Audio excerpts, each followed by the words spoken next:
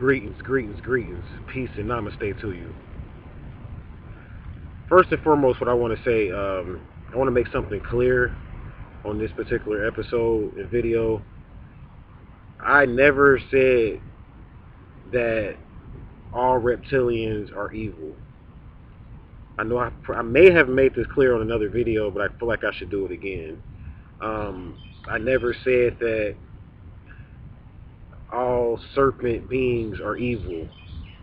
I feel like I've been misquoted because I speak of the reptilians from a perspective of them being the ones that control the power source and the power grid here on this planet, which is true. It's 100% true. And there's some people in the community, on different social media websites and things of that nature that feel like since I'm saying that they control the power source and the power grid, that they are all evil and they are all, manipulators, or, they're all bad guys, if you will. That's definitely not true. I mean, I overstand and understand and understand that there are, all of us have reptilian in us. I've said this over and over again. All of us have traces of the serpent in us. So I want to make that clear first and foremost. I realize that there are tribes in Egypt and in India that revere the snake, in China that revere the dragon even, which actually the dragon comes from the reptilians as well. This was an experiment. The dragons were an experiment created by reptilians as well. So I realize that. I'm not here to vilify reptilians. I'm here to expose the facts. However, when I say that they control the power source and the power grid, that's definitely true. And what you have to remember is that you have a group of people out here that feel like they're reptilians. They have snake and serpent in them, and they feel like I'm vilifying them by saying that. However, are you a part of the beings that are controlling the power source and the power grid right now? See, even in reptilian communities and uh, the reptilian world, you can call it that, in the reptilian world, there is hierarchy in the reptilian world. There is structure in the reptilian world. I mean, there are reptilians that are over smaller or less dominant reptilians. So when you say that you have reptilian in your blood and things of that nature, you are still predominantly Homo sapien. When I talk about reptilians, there are a group of reptilians that exist in the shadows that are total shapeshifters. Total shapeshifters, and they exist totally in the fourth dimension, and they can come off and literally appear and walk in and look like they're human, and then when they go back into their dimension, they can shapeshift back into their real image of their real reptilian self. These are the reptilians that I'm speaking of that control the hierarchy. And speaking on good and evil, as you guys know, I don't endorse good and evil for a perspective that you may endorse it from. When I say good and evil is based upon perspective. If someone's controlling your life and manipulating your life and benefiting from it, to you that's evil, but for them that's good. And it's a hard pill to swallow, but according to universal law, the law is not a respecter of persons. I've said this over and over again. There is no God, if you will, that's going to come back and hurt all the reptilians and beat all the bad guys up and kill all evil on the world and save all the good guys, because there are no good guys and there are no bad guys at the end of the day. Because there are things that humans do that may be considered evil to some other beings. There are things that humans do that are considered evil, say for instance to some birds. Humans go and knock down trees, right? You go and knock down trees, and there's certain birds that need certain trees to live, to exist, to thrive up under. That's considered evil to these particular birds, and you feel like, well, the bird means nothing.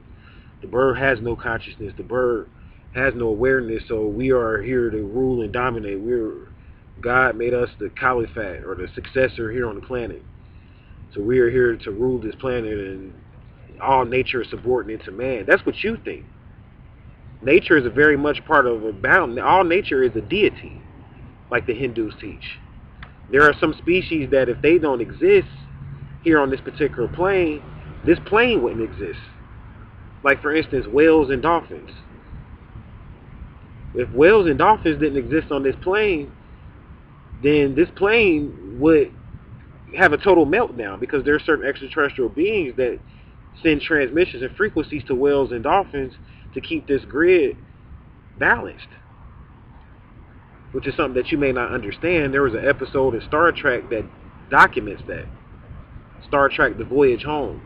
There was a group of extraterrestrial beings in Star Trek The Voyage Home that, in that particular movie, they were sending frequencies to the planet Earth in a future Earth or in a future time on Earth, and whales were extinct during this time. And the extraterrestrials didn't know that. They were sending the frequency to whales, and since the whales couldn't channel the frequency and then send that frequency and that harmonic throughout the Earth to keep the Earth balanced, that was causing chaos on the planet. That was causing the planet to melt down. That was causing a bunch of storms. It was making Earth inhabitable. So what, the Star Trek had to do was that they had to go back into the past Earth, find the whales, and bring them into the future Earth. They had to time travel to save the planet at that particular time. And that's so true because this whole planet is based on tone. Whole planet is based on tone, and you don't realize that you are a tone. The reason why you exist is because of a tone. I'm going to do a video really soon talking about this.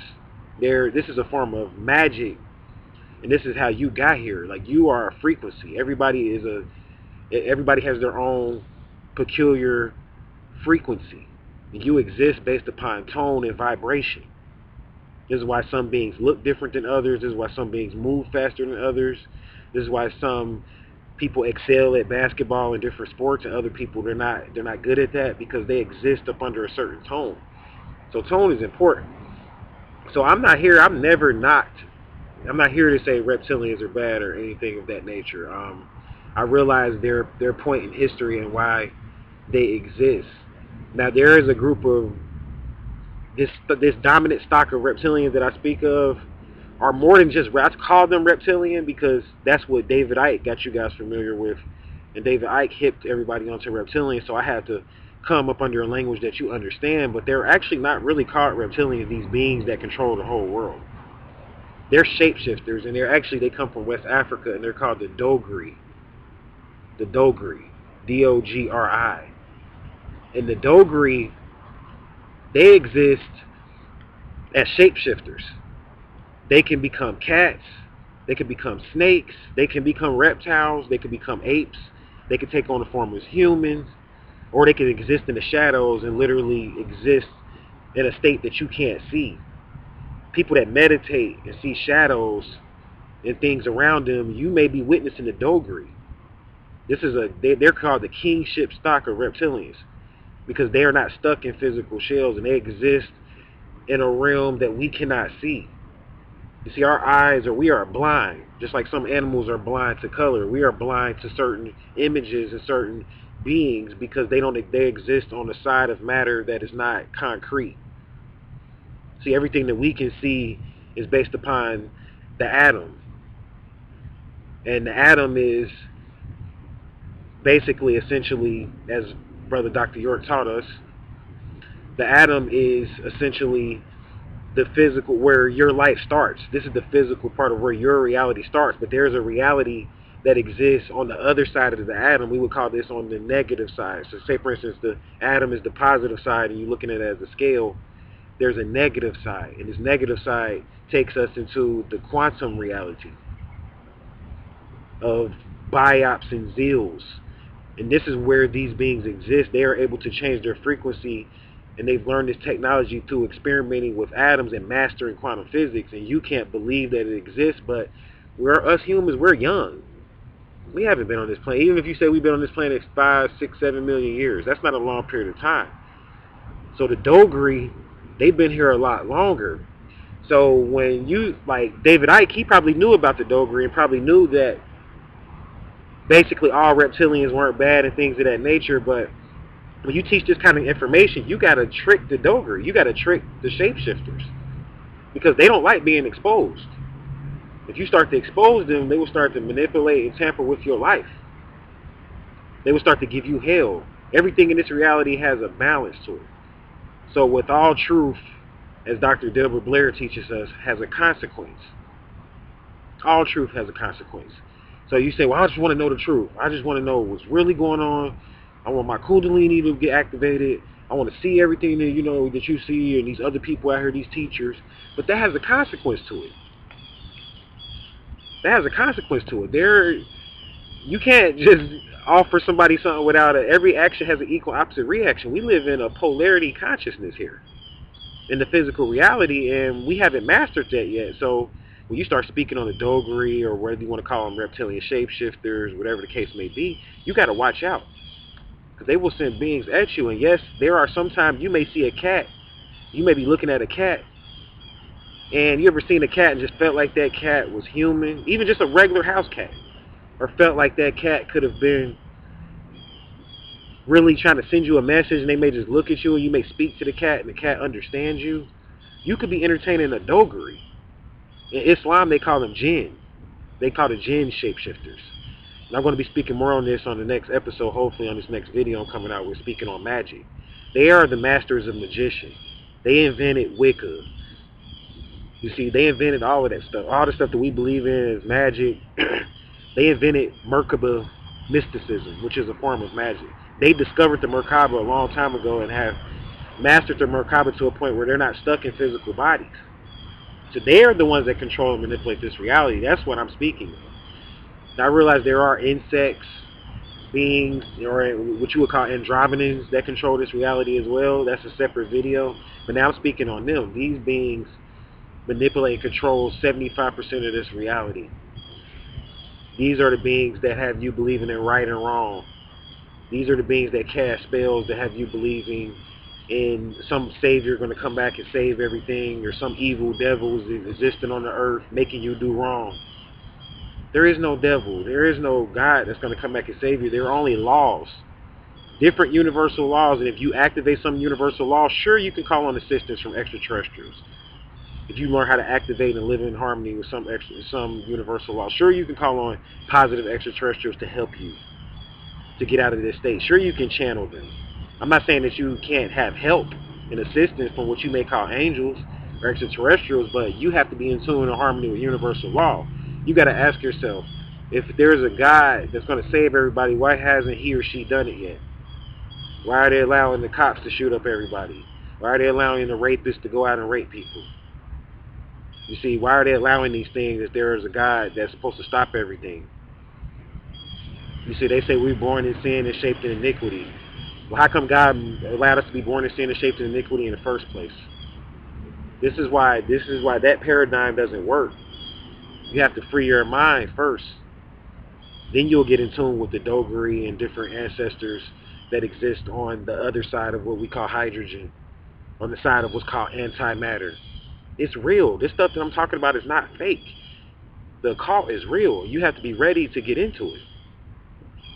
Because when you start exposing, even when you learn about it, people are going to respond to you different. The Dogri are going to start using people. They're going to start jumping into people. Some people call the Dogri separate souls. And they say these souls jump into people's bodies and make them do things. That's the Dogri doing that. This is an intelligent group of beings that exist and have a world of their own in the center of the earth and even in the surface of the earth in another dimension. And they can move in and out of these dimensions at will. So I just wanted to make that known and make that public. I feel like it was very important. So, Brother Rod, got to get on this journey. Got to finish doing what I'm doing. I'm going to go ahead and shut down. Thank you guys for watching this episode. Thank you guys for listening. And I'm out. Wadu. Namaste. Hotep.